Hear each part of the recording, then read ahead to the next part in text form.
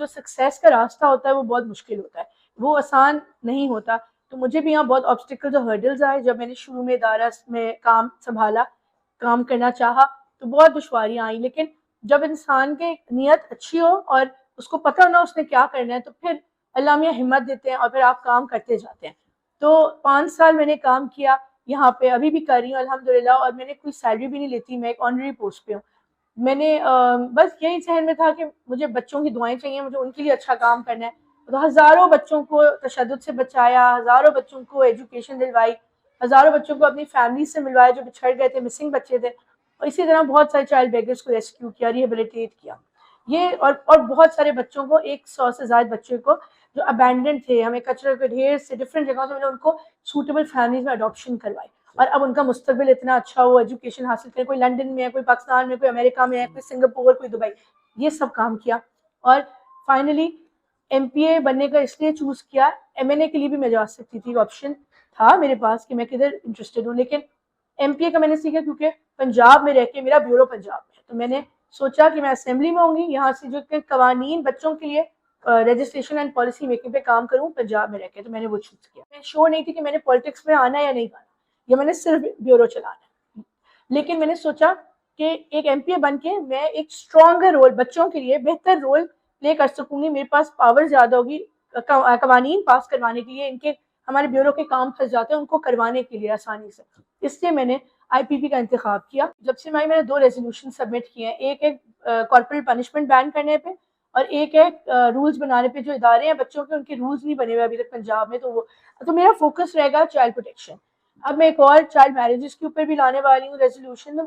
I will just focus child protection. बहुत सारे कवानीन है जिनमें तरामीम की जरूरत है, वो सब असेंबली से होता ही है, तो मेरा असेंबली में होना बहुत जरूरी था। तो आप देखेंगे भी चाइल्ड प्रोटेक्शन पॉलिसी भी कहीं फंसी हुई है, जिसको मैं 2 साल से परस्यू कर रही हूँ।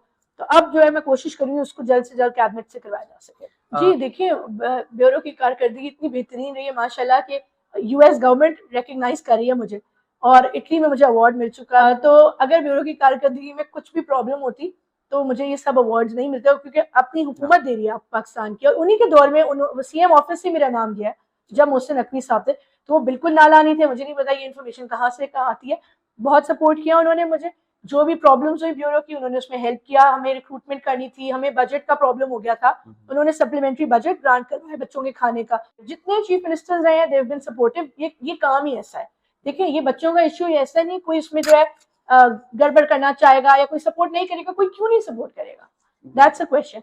Everybody has been supportive, caretaker chief minister has been supportive, the current chief minister has also been supportive.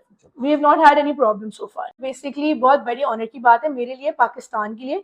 ये अवार्ड दिया जाता है एक बाहिम्मत खवातीन को, अपनी फील्ड में जो बहुत बहादुरी जिन्होंने दिखाई हो, बाहिम्मत रही हो, और जिन्होंने मुश्किल वक्त में मुकाबला किया और जिन्होंने लीडरशिप क्वालिटी दिखाई हो।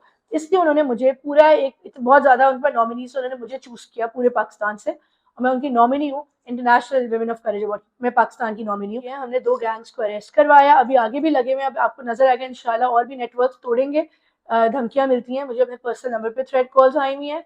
हमारी टीम को मार पड़ी हुई है, बहुत ज़्यादा इंजरीज आई हुई हैं, हमारी गाड़ी तोड़ देते हैं। ये नॉर्मल है कि इंजरी, वो पथराव करते हैं, गाड़ियाँ तोड़ते हैं, ये सब करते हैं, क्योंकि पूरा गैंग है, माफिया, इनके पास बहुत पैसे हैं, ये महंगे महंगे वकील हायर करते हैं, हमारे खिलाफ कोर्ट में जाते हैं, हाई कोर्ट में केस करते हैं हमारे ऊपर। तो उनका बिजनेस है, उन्होंने पेशा बनाया हुआ है, बच्चों को भीख पे लगाते हैं। हर महीने के तकरीबन 60,000 इनको अर्निंग होती है एक बच्चे से, क्योंकि हम जब बच्चा रेस्क्यू करते हैं कोर्ट में पेश करते हैं, हमारी अपनी कोर्ट है, तो हर बच्चे के पास से एक दिन का तकरीबन 2,000 रुपये मिलते हैं। सब मुझे अपनी मदर कहते हैं यहाँ पे, क्योंकि इनकी मदर नहीं है, काफी बच्चे तो ऑर्फन्स हैं, तो माँ कहते हैं। मुझे बहुत अच्छा लगता है, मुझे मामा कहते हैं, और इनके साथ इफ्तारी का मजा ही कुछ और होता है। तो मैं यहाँ पे रोज तो नहीं आती, लेकिन कोशिश करती हूँ जब भी फ्री हूँ मैंने इनके पास आने, क्योंकि ये मेरी ड्यूटी है, जिम्मेदारी है।